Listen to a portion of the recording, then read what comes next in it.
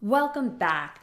So the ES futures market, my baby, is at a really interesting juncture. And so it's time for a skinny dip, as I call it. And today's Tuesday, January 18th, 2022. Now, important reminder before we look at the charts that trading and investing can be extremely risky business. Therefore, it's your responsibility to evaluate any information, opinion, advice, or other content contained in this video. So let's take a look at my 60-minute chart of the ES futures. So I'll take you to my chart here where you can see that I've got candlesticks up. I've got the ES March 2022 contract, again on a 60-minute time frame. I also have my Rsi Power Zones indicator at the bottom. So taking a close look this morning after the long weekend, after the first half of the first month of the first quarter of the year has now elapsed, I wanted to dive into where we are. And looking at the 60-minute chart, you can see that I have labeled two really important trend lines.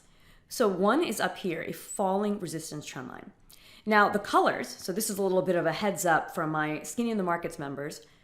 I'm going to use the TradeStation name of the color going forward, even though some of their names are a little different than what I would call the color, all right? So for example, if I click on this green line, I hit color, you can see that it is the dark green that's listed here. Fair enough. Now this one down here, if you hit this and look at color, it's called dark red. I mean, to me that's brown, but who knows, maybe it could be a little colorblind. The important thing is that now for my Skinny in the Markets members, today going forward, I'm going to use trendline color labels to match TradeStation exactly, so that those of you who use TradeStation 10 or prior versions can have the color match my charts. And also so that it's clear on what the descriptor is referencing on the chart.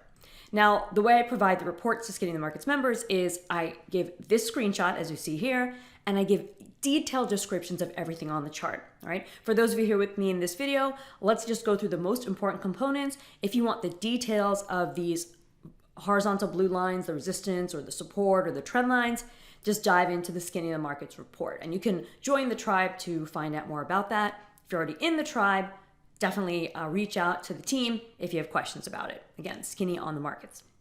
So where are we now? All right, market's about to open in 10 minutes, so I better be quick here. We have got a move down toward the lower boundary of this consolidation.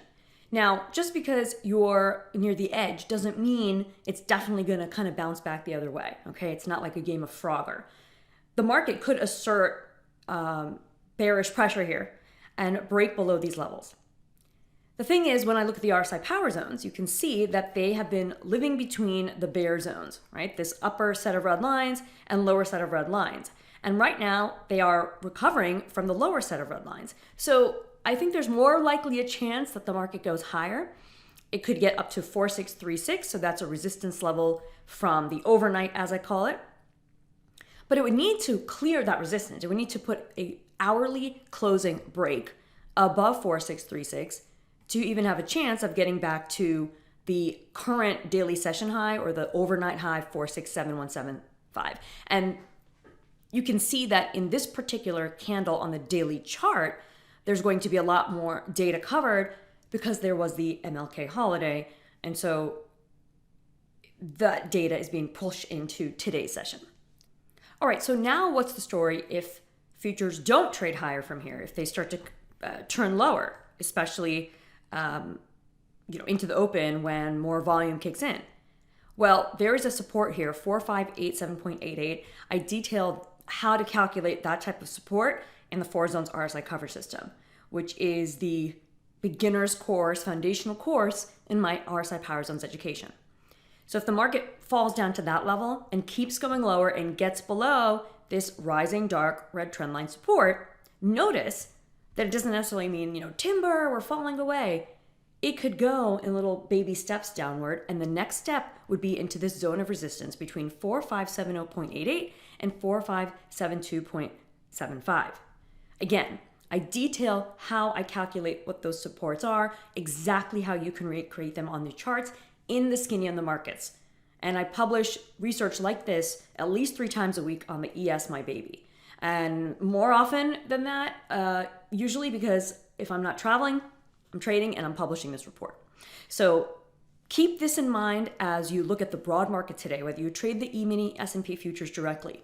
Maybe you trade options on the SPY. Maybe you use the broad market as a gauge to what you're going to do with stocks or anything else. It's very important to know when we're in a sideways range. And here is where you can follow the expert to be ready to capitalize off moves that happen either within the range if it continues to persist, or if there's a breakout or breakdown. All right, remember to subscribe, like, and follow, and I'll catch you next time.